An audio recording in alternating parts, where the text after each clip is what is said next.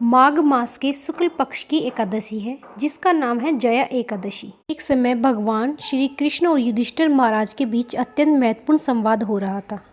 धर्मराज युधिष्ठिर बोले कि हे भगवान, आपने माघ मास के कृष्ण पक्ष की षटतिला एकादशी का अत्यंत सुंदर वर्णन किया। अब आप कृपया करके माघ शुक्ल एकादशी का वर्णन कीजिए।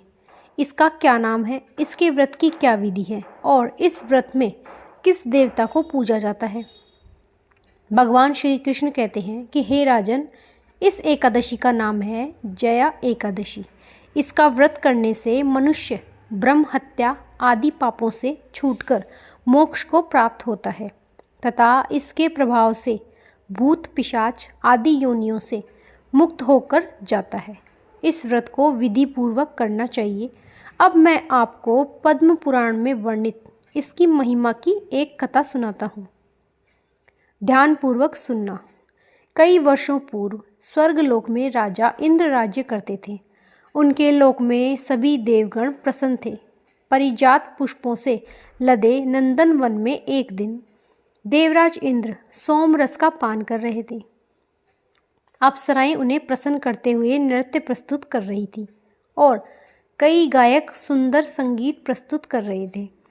मुख्य संगीतज्ञ चित्रसेन अपनी पत्नी मालिनी और पुत्र माल्यवान के साथ उपस्थित थे। वहाँ पर एक पुष्पवती नाम की अप्सरा भी थी जो माल्यवान की तरफ देखकर आकर्षित हो गई। उन दोनों को एक दूसरे के प्रति आकर्षित देखकर देवराज इंद्र क्रोधित हो गए और बोले, रे मूर्ख, तुम दोनों मुझे प्रसन्न करने का आडंबर कर रहे हो, लेकिन तुम दोनों की एक दूसरे के प्रति आसक्ति मुझे स्पष्ट दिखाई दे रही है।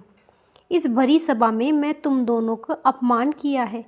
मैं तुम्हें श्राप देता हूँ कि तुम दोनों इसी क्षण पिशाच योनि धारण कर लोगे, पति पत्नी के रूप में मृत्यु लोक में जाओगे और वहाँ अपने पाप कर्मों का फल भुगतोगे। इंद्रदेव के कठोर वचन सुनकर मालवती अत्यंत लज्जित हुई और उसी क्षण वो दोनों पृथ्वी लोक पर हिमालय के शिखर पर पिशाच के रूप में आ गई। चारों ओर बर्फ ही बर्फ थी, न खाने को कुछ था न ही पीने को। वह ठंड से काँप रहे थे। उन्होंने एक गुफा में शरण ले ली।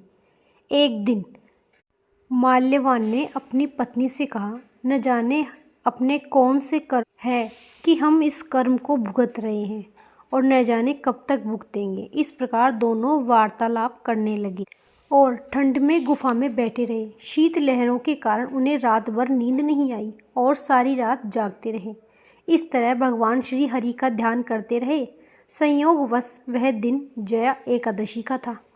उस दिन कुछ भी न खाने पीने और रात्रि जागरण करने से उन दोनों ने पिशाच का शरीर त्याग दिया और अपना दिव्य शरीर धारण कर लिया। एक दिव्य विमान उन्हें स्वर्ग ले गया।